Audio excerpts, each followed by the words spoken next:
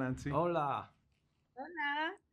So I'm having so much fun with you guys as characters. I mean, we have you, James, bringing the Rico Suave vibe. That's right. Hey.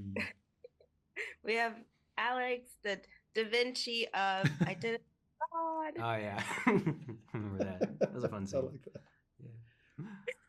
Tell me about getting to play characters. You're embodying the younger version of some classic characters that we remember. It was really fun. I mean, getting to play such an iconic character and stepping in the footsteps of the great C.S. Lee was amazing. Yeah, Masuka's a character who speaks his mind without really caring what people think.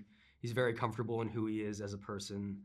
And you know, for all his like bizarre antics and his weird jokes, he genuinely does want to make friends and connect with people. So it's been great to play that, and he's very good at his job as well.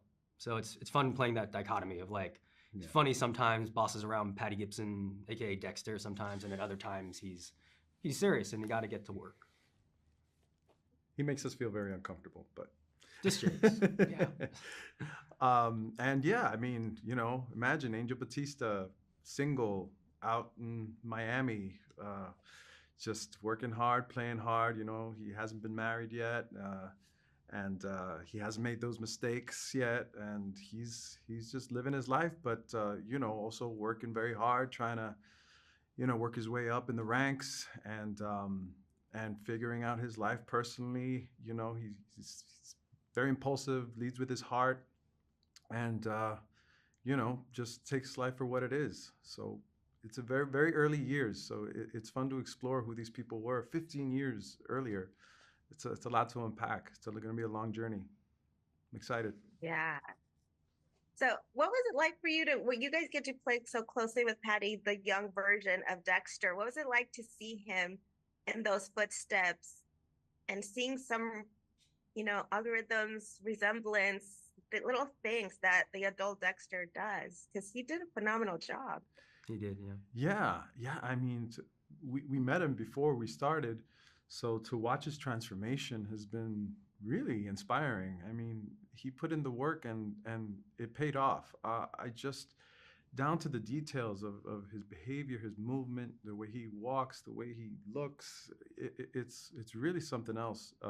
He's just done a brilliant job, especially to transform on that level has been awesome. And we're pretty much doing the same thing. So we've all been just kind of working together and sharing our process to recreate these iconic characters that have already been established, which is a very fun but very unique task. yeah. I remember there was a scene in an upcoming episode where I think Dexter had to look in the rearview mirror, and it was like he gives like a very creepy look or something. And I was just watching it from off camera, and afterwards I was like, "Oh wow, Patty, that really freaked me out. Like you look like a crazy person." And he's like, "Oh, thanks, man." So only in like the Dexter world is that a compliment. But Yeah. Patty's done a remarkable job. He's such a sweet guy too, really down to earth, really genuine. He's great. He's an amazing actor, most importantly. Yeah, he's definitely filling that role very well. And now for you too, I imagine you guys were already Dexter fans. So what do you think has been the secret of its success after almost 2 decades and still going? It just raises a lot of questions that. What's wrong with all of us? What's wrong with all of us? No, it does. It does. It raises a lot of questions that are still being asked today. You know, just a lot of questions about morality. You know, and also the complexity of the characters. You know, they're so multi-layered. They're not one thing or the other. You know, Dexter is not a good guy. He's not a bad guy. You know, you hate the people that he ends up killing. And am I a bad person for feeling like that person deserved to die? You know, you finish watching the show and you ask yourself questions about yourself. You know, self-reflection. Like where are your border, your morality meter? You know, where is it? So, and we could all just connect to it in a way that I think is kind of timeless, especially watching it from Dexter's point of view, him trying to fit in society, trying to just do his best to be himself but still be accepted. You know, it's aside from the killing thing, I think people can connect to Dexter and everyone. Everyone is just so beautifully flawed in a very human way. I think that's the key to the longevity of the show. Yeah, I think it just appeals to such a wide range of people. Like I've talked to some of my friends or people, and they apparently are huge Dexter fans. People I never would think of being Dexter fans. I guess especially in the TikTok world, there's a lot of like memes, or it's a very quotable show at the same time. So a 12-year-old can resonate with the show at a different level than, maybe a 50 or 60-year-old can, but they can still find entertainment and joy in the show. And at the end of the day, we're making a show for entertainment.